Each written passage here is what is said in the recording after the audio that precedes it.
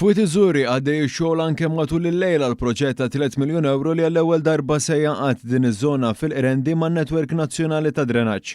Il-Ministru għall-Ambjent u l-Enerġija Dr. Mirjam Dalli flimkien mal-Kap Eżekuttiv tal-Korporazzjoni għas-Servizzi tal-Ilma Karl Cilja u l-membri tal-Kunsill Lokali tal-Qrendi żaru x-xogħol li għaddej u ġie spjegat kif dan il-proġett se jara tkabbir tan-netwerk b'madwar 2 kilometri ta' infrastruttura ġdida b'link bejn Witi Żuri u n-netwerk ta' drenaġġ fiż-Żurrie.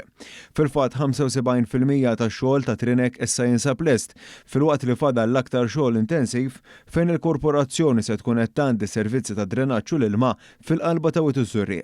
Se jibdew ukoll il-bini ta' żewġ pumping stations ta' drenaġġ li se jkunu mamra b'sensors u tagħmir elettroniku avvanzat għal manutenzjoni preventiva. Il-Ministru Mirjam Dalli tenniet kif dan l-investiment se jelimina l-bżonn ta' fosos privati li s'issa kienu l-unika soluzzjoni f'Witi Żurrie.